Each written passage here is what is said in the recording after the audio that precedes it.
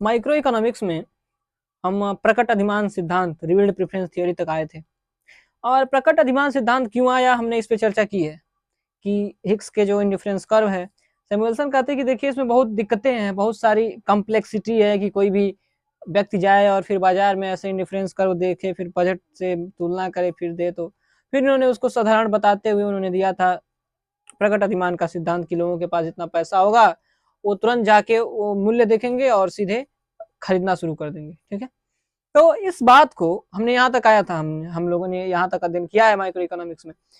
तो इसके बाद क्या होता है कि जो हिग्स होते हैं वो दोबारा इसको अध्ययन करते हैं और स्वीकारते हैं कि हमारी गलती है कि भैया इंडिफरेंस करो वाली बात और इतनी जटिलता सही थी, और हमसे जो व्यवहारिक है, जो प्रकट अधिमान का सिद्धांत जो सैमुअल्सन ने दिया वो हमसे भी ज्यादा व्यवहारिक है। लेकिन उन्होंने एक चीज इसमें कमी देखी, उन्होंने इसका अध्ययन किया, इसे हम उन्होंने और एक किताब भी लिखी सर। और जो जो हिग्स देते हैं बाद में उनके जो सिद्धांत पे, तो पहले उनका तर्क क्या होता है, तर्क ये होता है कि जैसे उन्होंने अध्ययन किया तो उन्होंने कहा कि जो स्ट्रांग बॉर्डरिंग है, कि स्ट्रांग ऑर्डरिंग सबल क्रमबद्धता, स्ट्रांग ऑर्डरिंग एंड निर्बल क्रमबद्धता, निर्बल क्रमबद्धता और सबल क्रमबद्धता, weak ordering and strong ordering, उसमें ये कहते हैं कि जो देखिए कैसे था, हमने ये देखा था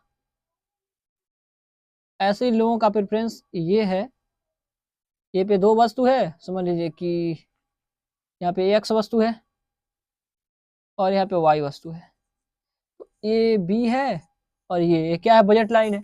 तो जिस प्रकार से सैमुअल्सन ने कहा था कि ये पॉइंट है जो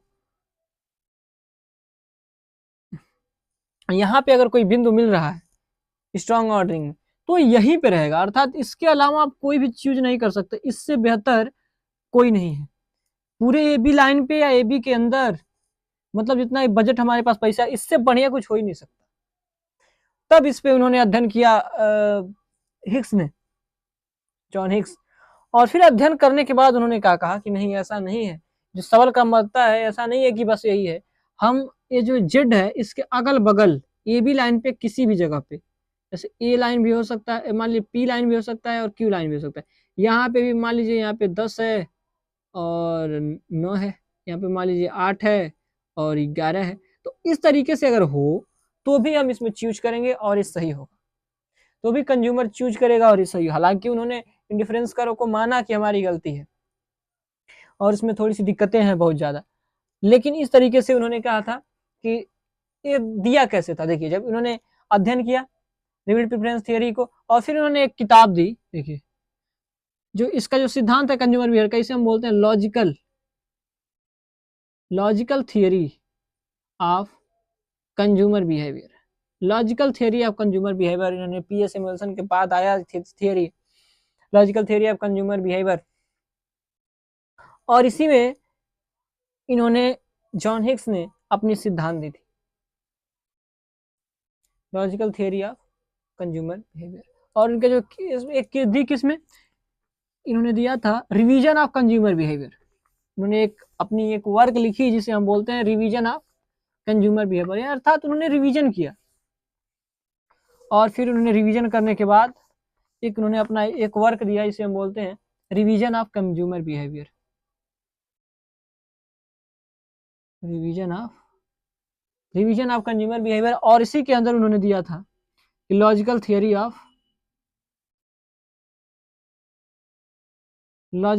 ऑफ कंज्यूमर बिहेवियर।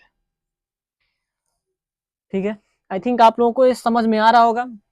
हमने आपको शुरू से लेके चला है कि किस प्रकार से सारी चीजें इकोनॉमिक्स की शुरुआत हुई, आई, फिर कितने सिद्धांत आए, मार्शल, हिग्स, फिर पी एस सैमुअल्सन, फिर हिग्स आए और फिर उन्होंने एक सिद्धांत दिया। एक सबसे इम्पोर्टेंट थिंग है, हमने रिवीजन इसमें बस इतना ही था और कुछ नहीं था, हिग्स ने जो दिया था इसमें बस इतना ही था। एक और चीज है जो बार बार आपको क्वेश्चन में मिलेगा माइक्रो इकोनॉमिक्स में, जिसे हम बोलते हैं एंजिल वक्र। एक जर्मन अर्थशास्त्री थे जिसका नाम था Lorenz Ernest Engel, Lorenz Ernest Engel. Lorenz Ernest Engel ने सिद्धांत दिया जिसे हम परिवार न्याय का नियम बोलते हैं, जिसे हम बोलते हैं कि जो व्यक्ति के पास व्यय है और जो व्यक्ति व्यय करता है, और या जैसे बोलते हैं जो व्यक्ति व्यय करता है और उसकी खरीदी गई, उसके पास कितना आय है, देखिए व्यक्ति के पास कितना आय है कंज्यूमर के पास, और कितना वो वस्तु को खरीदता है, उसको हम बताता है वो, जिसे हम परिवार न्याय का नियम बोलते हैं। तो इसके सिद्धांत को ध्यान रखिए कि लॉरेंज अर्नेस्ट अंजिल ने क्या दिया था, परिवार न्याय का नियम। उपभोक्ता की व्यय क्या बताता है, उपभोक्ता की व्यय और खरीदी गई मात्रा के बीच संबंध बताता है, या उपभोक्ता की आय खरीदी गई मात्रा के बीच संबंध बताता है। देखिए कैसे बताता है, जैसा कि हम जानते हैं, एकदम आराम से चलेंगे। जैसे कि हम जानते हैं, देखिए ये उपभोक्ता की आय है, बजट लाइन आय ही तो बताता है, ए लाइन है और बी लाइन है। तब होता क्या है कि जैसे हम जानते हैं कि उपभोक्ता के पास जैसे जैसे आय बढ़ेगी वैसे वैसे वस्तु की मात्रा बढ़ाएगा वो, और मांग करेगा वो। तो नॉर्मल गुड्स की बात कर रहे हैं, सामान्य। देखिए वस्तुएं कई प्रकार की होती हैं, एक होती है नॉर्मल गुड्स, इंफेरियर गुड मतलब निम्न वस्तुएं होती हैं, उसके बाद होती हैं लग्जरियस गुड्स होती हैं, फिर नेसेसरी गुड्स होती हैं, जरूरी वस्तुएं, सामान्य वस्तुएं, विलासितापूर्ण वाली वस्तुएं और निम्न वस्तुएं। ये 3-4 प्रकार की वस्तुएं होती हैं। तो लॉरेंज अर्नेस्ट अंजिल ने दिया था कि जैसे जैसे इन्होंने उपभोक्ता की आय और जो खरीदी गई मात्रा के बीच संबंध होता है, तो हम जानते हैं कि जैसे जैसे आय बढ़ेगा उपभोक्ता की, वैसे वैसे उसकी क्या होगी, उसकी चीजें जिसकी मांग बढ़ेगी, ठीक, वस्तुओं की। अब देखिए, अब उपभोक्ता के पास मान लीजिए 50 रुपया था, तो ऐसे था, अब 50 रुपये से बढ़ के 100 रुपया हो गया, तो ये रेखा और आगे हो गया, यहाँ पे संतुलन है, फिर दूसरा संतुलन यहाँ पे आ गया, फिर मान लीजिए इसके पास और पैसा बढ़ गया, 150 हो गया, तो ये और बढ़ गया। लेकिन हाँ देखिए, ये जो प्रत्येक बजट लाइन है या जो बजट रेखा है, वो उपभोक्ता के संतुलन को बताता है। हर एक लाइन पे क्या बता रहे हैं, उपभोक्ता के संतुलन को बता रहे हैं। तो हर एक लाइन पे उसकी जो उपयोगिता क्या होगी, बढ़ती जाएगी, इसीलिए हम इसको आगे ऐसे बिंदी करते जाते हैं, ऐसे बढ़ाते जाते हैं। तो जैसे जैसे आय बढ़ रही हो, क्या हो रहा है, उसकी मांग है वो बढ़ रही है। तो जैसे देखिए, ये जो उपभोग है इसे हम ऐसे करते हैं, और इसको हम बोलते हैं ICC, income consumption curve. Income मतलब आय, कंजम्पशन मतलब उपभोग, कर्व मतलब वक्र। तो आय उपभोग वक्र, आय उपभोग वक्र क्या बताता है कि जैसे जैसे व्यक्ति के पास आय बढ़ती है, उसके उपभोग क्या होता है, उसकी वो अपना उपभोग बढ़ाता जाता है। अर्थात आय और उसकी उपभोग में क्या है, रिलेशन, सकारात्मक रिलेशन, जैसे जैसे बढ़ेगा वो बढ़ेगा। अब देखिए, अब जैसे ये है, तो आपने देखा कि जैसे जैसे प्राइस बढ़ रहा है, जैसे जैसे आय बढ़ रहा है, वैसे वैसे वो क्या कर रहा है, उपभोग की मात्रा बढ़ा रहा है। उपभोग का मतलब खर्च कर रहा है। तो यही तो लॉरेंज जोकर बताता है कि उपभोक्ता की व्यय और खरीदी गई मात्रा, या उपभोक्ता की आय और खरीदी गई मात्रा में संबंध बताता है। तो जैसे जैसे उपभोक्ता की आय बढ़ रही हो, क्या कर रहा है,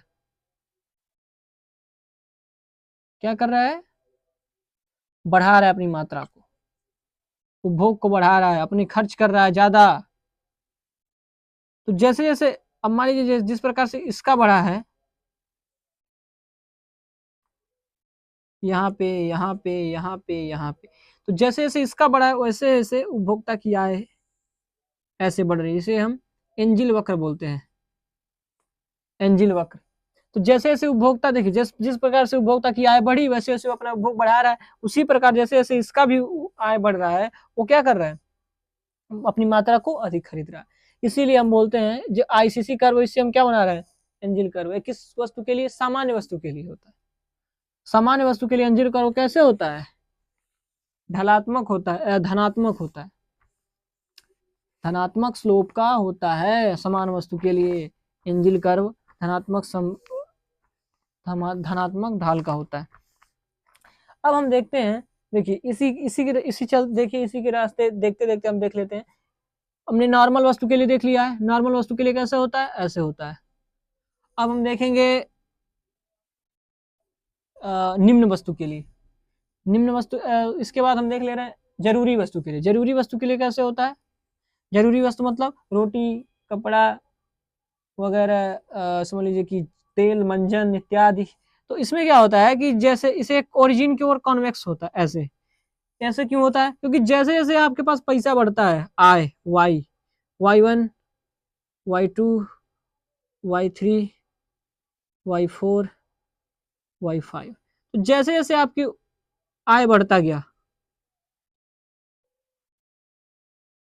जैसे जैसे आपके पास आय बढ़ता गया, वैसे वैसे आप पता है क्या कर रहे हैं, आप मात्रा को कम खरीद रहे हैं। 1, Q2, Q3, Q4। तो जैसे जैसे आय बढ़ रहा है वैसे आप खरीद तो रहे हैं, लेकिन आप उसकी मात्रा को और कम करते जा रहे हैं, कम करते जा रहे हैं, कम करते जा रहे हैं, कम करते जा रहे हैं। अब मान लीजिए नून नमक तेल आप कितना खरीदेंगे, कुछ दिन तक खरीदे, मतलब जब तक पैसा आएगा तो आप नमक खरीदेंगे, तेल खरीदेंगे, सर्फ साबुन वगैरह खरीद लेंगे, लेकिन उसके बाद थोड़ी दोबारा खरीदेंगे।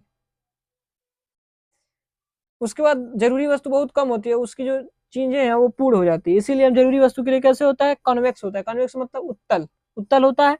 और इसका उत्तल होने का मतलब क्या है कि आज जैसे जैसे बढ़ रही है उससे वैसे उसकी मात्रा क्या कर रहे हैं आप, कम खरीद रहे हैं।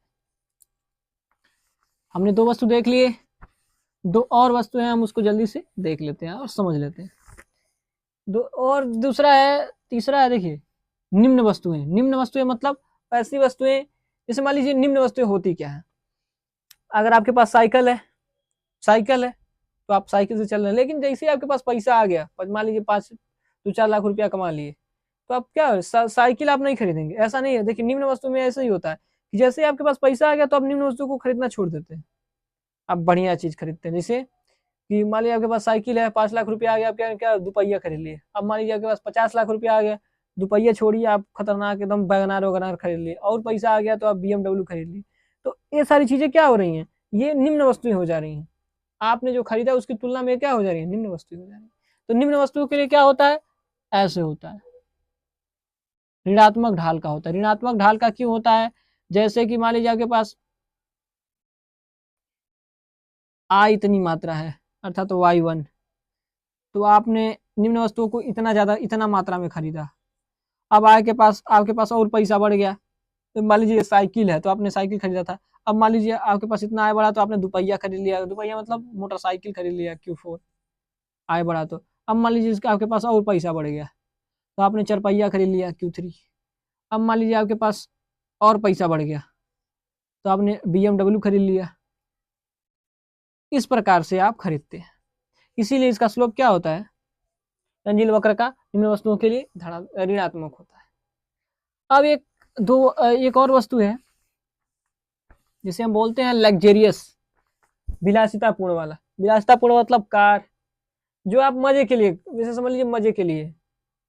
विलासितापूर्ण मतलब आप एकदम समझ लीजिए, सीरियस समझ लीजिए कि मजे के लिए 4 पहिया खरीद लिए, AC ले लिए, ये सब क्या है, मजे के लिए तो है, इसीलिए हम इसे बोलते हैं। देखिए एक कब होता है, अब देखिए इसकी मांग कब होती है, इसकी मांग जब होती है निम्न वस्तुएं, जैसे मान लीजिए जब मूलभूत आवश्यकताओं की पूर्ति हो जाती है तब, जब हो उसके बाद हम इसको लेते हैं। एक ऐसे होता है, एक अवतल होता है, मूल बिंदु के अवतल ऐसे।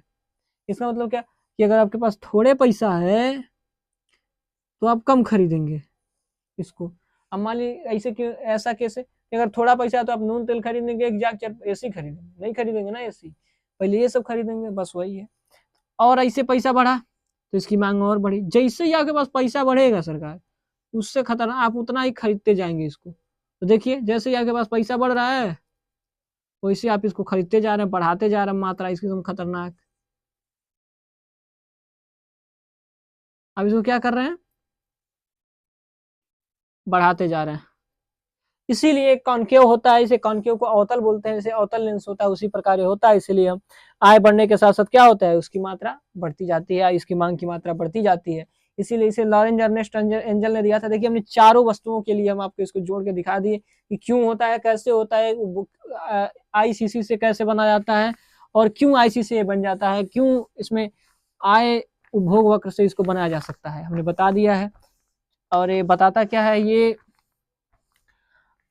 उपभोक्ता की आय या उपभोक्ता की व्यय और खरीदी गई मात्रा के बीच संबंध बताता है, और इनके नियम को परिवार न्याय का नियम कहते हैं। आई होप आप लोग इसे कनेक्ट कर पा रहे हैं। हम देखिए अब इसके अलावा हम आएंगे theory of attributes, Edwin Lancaster 1966 में उन्होंने दिया था। ये कब दिया था, देखिए ये सारे कंज्यूमर बिहेवियर हमने देख लिया है, इसके बाद से दिया था। हिग्स का जो लॉजिकल थ्योरी इसके बाद से दिया था। उन्होंने कहा है कि जैसे मान लीजिए लोगों के पास पैसा हो रहा है, लोगों के पास पैसा हो रहा है तो खरीदते जा रहे हैं, खरीदते जा रहे हैं, लेकिन ऐसा नहीं है कि वो खरीदते ही जाएंगे, उसकी एक लिमिटेशन है। और उसी लिमिटेशन को देखिए, और इकोनॉमिक्स का मतलब क्या है, इकोनॉमिक्स की प्रक्रिया चलती रहना चाहिए आर्थिक विकास के लिए, तो उसके लिए एक न्यू अप्रोच दिया, थियरी ऑफ एट्रीब्यूट्स। उसके बारे में हम कल चर्चा करेंगे, थियरी ऑफ एट्रीब्यूट्स से। अभी जो हमने आज बताया आप उसी को समझें, कनेक्ट करें, जोड़ें।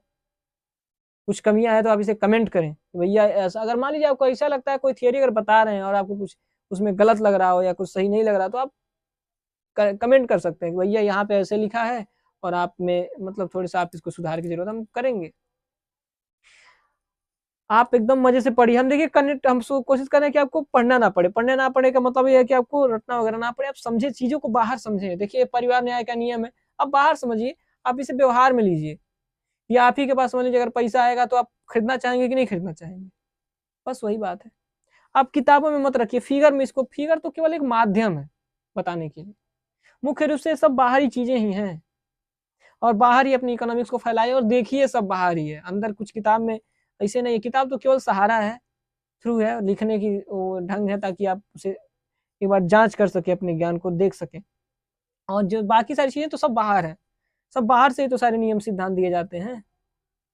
आप इसे कनेक्ट करें, अपने से जोड़ें, जिए इसमें, तब मजा आएगा आपको। आज के लिए बस इतना ही। आप लोग इसे कनेक्ट करें, समझे, जोड़ें। आज के लिए बस इतना ही। धन्यवाद। वंदे मातरम।